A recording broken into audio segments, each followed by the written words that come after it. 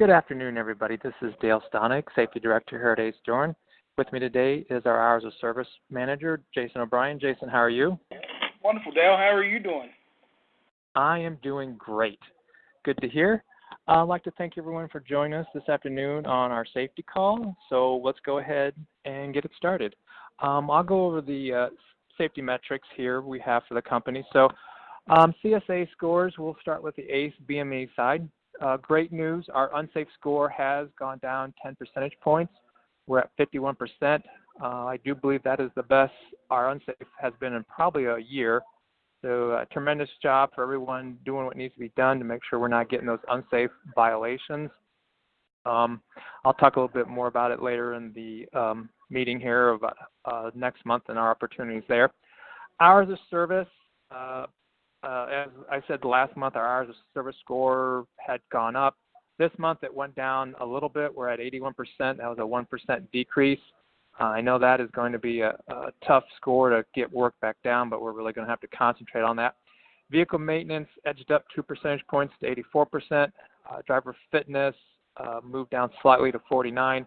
Crash moved down to 30, and drug and alcohol stayed at 2%. On the WIN government side, our vehicle maintenance was flat at 46%. Though we have had a couple of inspections within the last 30 days where we had vehicle maintenance. I'm anticipating our score going up here this reporting period. We really have to concentrate on making sure we're doing those inspections, especially pre and post trip. Anytime we're stopped, we're looking over equipment. We just can't take that position assuming we know how good our equipment is and it's not, how good our equipment is and it's going to be able to pass an inspection at any given time. We do not get enough inspections out of this DOT number to continue with that philosophy. We're going to have to make sure we're prepared to be inspected and clean inspections at that. Hours of service score edged up 1 percentage point to 14, still respectable. Unsafe was flat at 3%. Driver fitness, no score since we don't have any violations within that basic. Crashed, moved down to 3%, and drug and alcohol was 0. On our claims through the end of August, we're looking pretty good from a claim perspective. We're about 26% below our goal, so that's good. We just want to keep that up. I want to pay especially attention or have our drivers pay attention to making sure we're not damaging our cargo. That we've had some claims with that here lately, so let's make sure we're securing it and checking securement throughout our load and protecting the cargo. Watch out for stationary objects, for backing. If we have to get out and look, that's what we should be doing to avoid doing damage to other people's property. We really want to make sure we can finish up the last quarter really strong and keep our claims dollars under control. Jason, you want to read off the clean inspections for us today? Yeah, absolutely. Taking a look at the clean inspections in September, we have Preston Winkle, Troy Turner, James Harrison had a clean inspection, Danny Henderson, Pee Wee Sturgeon, Daniel Telfer, Preacher Robert Sauter. We had Alan Wall and Jay Gordonere, which could be John. It says Leslie. I don't know. Can't remember right now, Dale, which one of those guys that is. If you can help me. John. It's John. Okay, so John Gordonere. Yeah. Then. So those are the clean inspections, and the last 2 were from the WIN side. So thank you, drivers, for taking care of your equipment, doing proper pre-mid and post-trip inspections, and making sure that those inspections are clean. Great. So we'll go ahead and get those names into the drawing here for a little bit later for that Yeti Tumbler or Rambler? Well, Jerry Wise was clearing that issue up. So they're all called tumblers, all right? And then the model that we get is it's the Tumbler Rambler. So that's, I guess, where there's some of the confusion coming in all the time where we don't know what it's called, as silly as that may be. So it is a Rambler, but it's also a Tumbler. Who knows? All I know is I wish I could get clean inspection so I could get in the running for that, because it's a nice cup regardless. I know. I might just have to foot the bill and buy myself one of these next time around. I like them. Yeah, I'll get Well, the I names just got into it. corrected. Thank you. I just got corrected. It was Jim coordinator with the clean inspection. Sorry, Oh, guys. okay. Sorry, John. I'm getting Maybe next time, I'm getting Jim. text. Congratulations. Hey, also important, you're the one that's running for the Rambler. That's correct. All righty. So I do want to talk a little bit about Brake Safety Week that we just finished up on and go over how we did. So we had 4 inspections during that week. We had 1 clean inspection. I was definitely hoping for more clean inspections. Other inspection, we were stopped for speeding, which added to our unsafe score. This month, it's particularly tough for us. We only have 3 unsafes rolling off, and with that speeding, it gives us 2 for the month. So there's still 3 days left. So we got to make sure we don't bring any more on. Next month, we have a better opportunity. I think I counted 9 rolling off. So if we can keep it under control, we have a chance of driving our unsafe score down even more. The other inspections we got was we got stopped for a kingpin violation in New York, which led to a log inspection, and we got tablet not mounted, and we had no blank logs. So I think that goes to the story we tell where, if you're doing something, it always could lead to additional inspections. It's usually an unsafe event. It could lead to logs and equipment violations. This is the same thing with not having your kingpin set right. And then finally, on our wind side, we were stopped last week. We had gotten off route. An officer came over and then called a DOT officer, and we ended up with 6 equipment violations on that inspection. So that is a multi-point violation that's not going to help our vehicle maintenance score on the wind side. So 1 for 4, not the best. I was really anticipating we'd do 3 for 4, but it is what it is. The only thing we can do is go forward, is make sure we get more of those clean inspections. Jason, did you have some hours of service issues you wanted to address? Yeah, absolutely. As we approach the December 16th deadline to switch from AOBRDs to ELDs, most of those things are already in effect for us. Again, the driving speed is going to be set at 5 miles per hour. If you're on Cube Trucking, it's already that way, and Rand McNally has a small distance you can go before it automatically puts you in driving, so that will change when that switchover happens. And the most important thing that is going to majorly impact us, hopefully not at all, but it could, is the drive time cannot be reclassified by either the driver or a fleet manager. So if you are to go ahead and say drive to move at a truck stop, maybe you're moving a little bit, and it puts you in driving automatically because you've gone over that 5 miles per hour. There's not a way to edit that as far as putting it into personal conveyance after the fact. So it would interrupt, say, like a 10-hour break. It would be important when that does happen, make sure that we're in the proper driving mode before we move the truck, to prevent that from happening and be interrupting a break, whether it be 10 or 34-hour reset. I want to make sure that doesn't have an impact on us and our drivers. Another thing that I wanted to mention is Bennett does have a contest that's going on right now where you can win a Ford F-150 truck, and with that, there's things where you can earn points, or what they call tokens, actually, and there's ways to kind of lose tokens. And whoever has the most tokens on July 31st of 2020 is going to win a Ford F-150 pickup truck. So that's a pretty huge deal. And there's a few, we'll talk about the ways to earn the tokens. And the truck, of course, is the grand prize, but there will be 20 prizes total. The second place prize is going to be a headache rack. And then the third place prize, which there will be actually 18 of, is still to be determined, so they haven't announced what that's going to be yet, but it will be something. We do know that. So as far as earning tokens for the competition, if you get a clean roadside inspection, that's worth 5 tokens. So each clean inspection you get would be worth 5, and then you do an in-person safety meeting, that's going to count for 3 tokens. So you get 3 tokens for that. And then if you do an online safety meeting, that'll count for 1 token. Or if you're on the safety call with Bennett, that'll earn a token as well. So that's how you can earn them. Now, if you do get a roadside inspection and you have vehicle maintenance points or any type of points on there, you can have like negative points, or you'd be subtracted in points for whatever the point value is with the CSA. Now, with that, you can't go negative than 0, so 0 is the lowest score that you can have as well. But that's kind of how that contest is lined up and is going to work out. So it's a pretty awesome thing, I think, for drivers, and a big encouragement on safe behaviors and participating in some of our safety functions here to earn that truck. Yeah, that is great news. And just so everyone's aware, it's all both WIN, government, and our general freight drivers are eligible for that contest.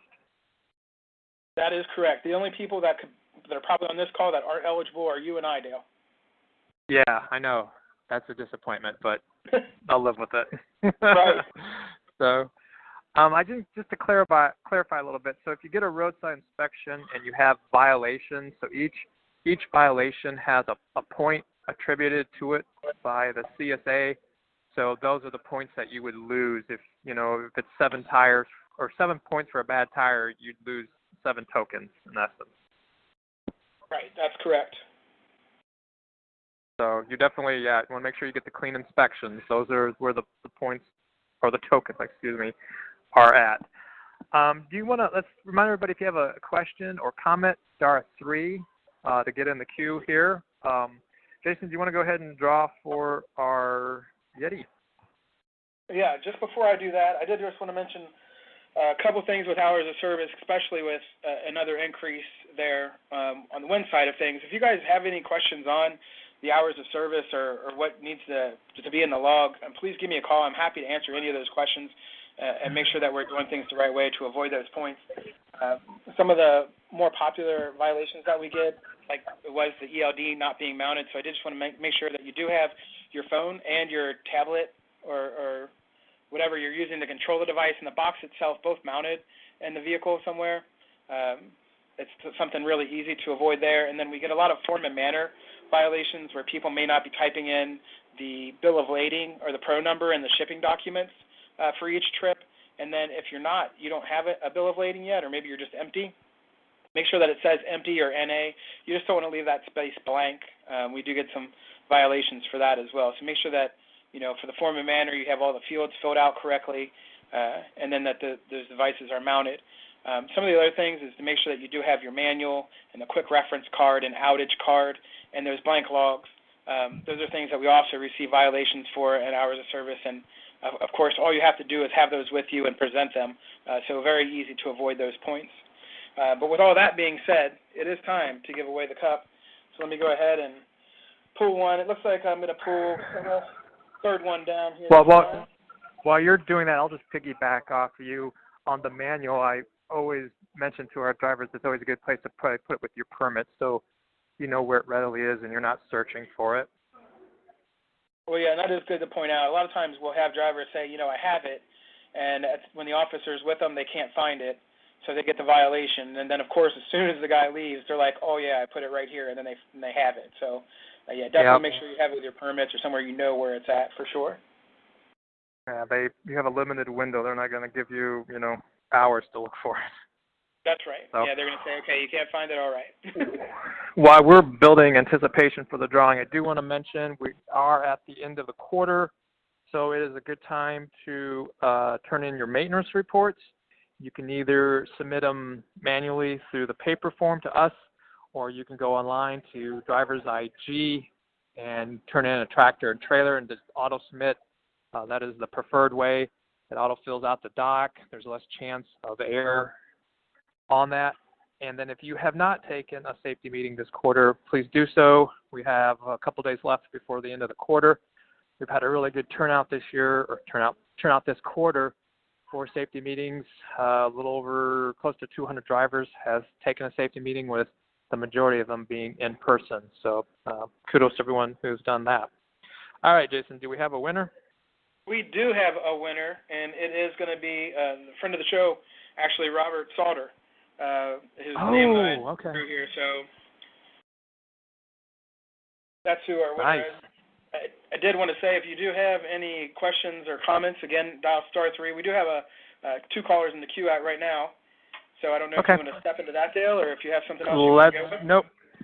I've given all the information I had on my little cue card here, so let's go ahead and take the callers. All right, let's go ahead and start. It looks like we have Sean. Sean, are you on the line? Yes, sir. Great. Well, thanks for calling in today. What can we do for you? Actually, y'all called me. That's right. We did call you. How does it work if you have a missing light? I'm trying to think how to ask the question. You can't get in trouble for having a light that's not there when it didn't work. You just took the light out completely. It's one of the chicken lights. I'm in a 14 Coronado. Does that make any sense? Is there a place for a light to be there, though? Yes. I'm not the expert on equipment regulation, but you obviously have to have the minimum number of lights. But if you have a piece that like wired for a light, and if you don't have a light in there, it could be a violation. So you either need to get a ball back in it, or somehow remove it completely so it's no longer. Dale, what if you can't find it and it's no longer? You can't find it because I work for somebody and it's not in existence that somebody's specialty ordered these. The lights? Yes, sir. That's the chicken lights underneath the sleeper and the doors. Oh, it's underneath. So. Well, it's alongside. Alongside. Underneath the sleeper, but it's alongside the whole base of the sleeper and the truck. Okay, so it's like all right, I'm kind of picturing it's like a highlighted light or you're pushing down light on something. Is the insert for the light visible, or you have to actually get underneath to look for it? You can't see it from the driver's seat. You have to get out of the truck. And go and. But you can see it if you're standing outside of it. Yes. All right. I'm gonna have to ask someone on that one then to see what the options are then. So I'll get back to you and ask someone with expertise on lights. So. Yeah. Our general rule of thumb is there are required lights and then some that aren't. But usually, if there's a light that is on the truck, you'd want it to work, whether it's a required light or not. Would kind of be the more general answer. But yeah, I guess Dale will follow up with you on this one with that specialized light. So thanks for calling in, Sean. I really appreciate it. And then moving on to our next caller again. Before we do that, *3. If you have any questions or comments, please call in now and move on to Preacher. Preacher, how you doing? Hey, I'm doing great, guys. Hey, it was sure good. Especially now that you and won. I want to thank you guys. Yeah, I just heard that. That was a real surprise. That's cool. I needed a new cup. Mine's wore out. But I wanted to thank you guys for the Driver Appreciation Day. Man, that was fun. I got to meet a lot of people and got a nice care package, and I got part of Jason's safety meeting, a little bit of it. Yep. But got some good food and a lot of good conversation. The inspections, I'm kind of priding myself a little bit, patting myself on the back because, as many problems I've had with my truck, getting repairs done on it, I watch it like a hawk. Every time I get out of the truck, take 5 minutes and just at least walk around it. Look underneath. It doesn't take that long to catch something. Catch it before they do. I mean, these guys are getting pretty tough out here on the road. I'm seeing more and more portable scales. I'm seeing more DOT inspectors pulling guys over left and right. It's unbelievable. And being that my brother's an ex-contracted DOT inspector, he tells me some of the things that, that they're looking at doing, and it's scary. They're just going to randomly pick guys to pull in. You know, and it's too easy to catch the problems if you look at them. And if you need a extra set of eyes, you know, talk to the guy that you're parked next to. Hey, you want to walk around my truck and I'll walk around yours? Because sometimes we get so used to our truck that, you know, we neglect to look at something. That was my That's comment. good advice. I mean, yeah. It's just so easy when you get out. Yeah, that's good advice. I didn't even think about that. Definitely, Bob. That's excellent advice. Well, it's like last night. I stopped at a rest area because I was running out of time, and there was two guys trying to park next to me, so I pulled forward so that they could get in, and then I backed in. And they both come out and thanked me and said, "Hey, that's great." And I started walking around my truck, and he says, "What are you doing?" I says, "Well, I'm just doing another inspection. I do it every time I get out." He says, "Cool." And I says, "Let's walk around your truck." So we walked around each other's trucks. And, you know, you find little stuff that could be a major incident if you don't catch it soon. Yeah. Well, that's good. Thank you for calling. Yeah, thanks for Hey, calling. no problem. Thanks for the cup. I appreciate it, man. God bless everybody. All right. Thank you, Bob. Dale, we do have one more in the queue. We're going to move on to Sean here. Okay. Hey, Sean, how are you doing? Oh, pretty good. How you guys doing? Wonderful, wonderful. What can we do for you today? Question to your electric light deal.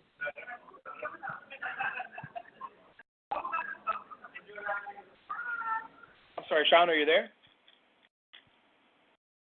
Well, we may have lost Sean there. Yeah, it looks like he is not there. All right. So it looks like that might be it. Dale, if you have any closing comments or anything else you'd like to mention? Nope. Just, you know, want to thank everyone for calling in, of course. You know, without the hard work you guys and gals do for us, wouldn't be a need for Jason or myself, so I can't be, you know, more appreciative of what you do. You know, thankful that we had some good advice here from some of our drivers today. Stuff, you know, it's the benefit of the call of having different minds focus on this, and, you know, with that, it helps. Yeah, absolutely. Now, Dale, did you mention the maintenance for the third quarter? Yes, I did. Okay, so, I did also. I don't know if you said it already, but I do just want to point out to the drivers, if anybody wants to do them online, you can go to driversigg.com and complete them online as well. But make sure you do have the new forms. If you haven't seen those yet, there should be one for your tractor, one for your trailer. I'm sure Dale said all that stuff a little bit earlier. Taking a look, we do have one more caller in now, Dale, so we're going to go with Brian here. Okay. Okay. Hello. Hey, Brian, what's going on? Oh, just a comment about the guy with the chicken lights. Oh, okay. What's up, Brian?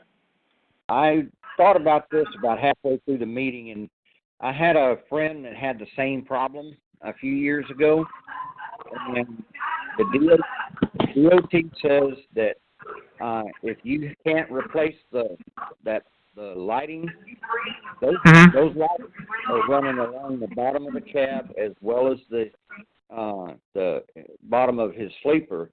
My friend was told to if he couldn't find replacements, he had to remove the additional lighting, other than the required lighting. Okay, and I think that's you know, correct, because if you don't have a bulb in it, they will cite you, so you have to totally get rid of it, so it's no longer available to light. Yeah, they made him get rid of all the lights on the bottom of his sleeper and cab. Okay. So, great to have good minds calling in. Yeah, that's good information. I'm glad you shared that with us. Yeah, because he was cited for the same thing, and he was with Bennett at the time that happened. And you know, God bless him, he's no longer with us, but yeah, that's what the DOT told him. If he couldn't find a replacement, he had to remove the whole lighting system. Yeah. Yep. All right. Well, all right, and then we do have, well, I do want to say thanks for calling in, Brian. I do appreciate it. And then we do have another caller now. I'm going to go to Alan. Alan, how are you? Hello? All right. Hello. Simple comment on the lights. If it's on All the right. truck, it needs to work. Yeah, and that's kind of how I feel about it. So yeah, If it's on the truck, it needs to work. yeah, and that's a good advice, I think, for everybody. If it's on the truck, it needs to work. That's exactly how I feel about it. So thanks for calling in with that. Is there anything else? Oh, that's it. All right, man. Well, we definitely appreciate your input. Thank you for calling in. Yep. All right. And that would be it. So, again, thank you, drivers, for being on the call today. Definitely appreciate you guys. I know we had driver appreciation. And one thing I wish is always, every year that you guys can come out. We could have more drivers here on that day. I know that's just a hard thing to do. But I wish I did enjoy meeting the drivers that were here.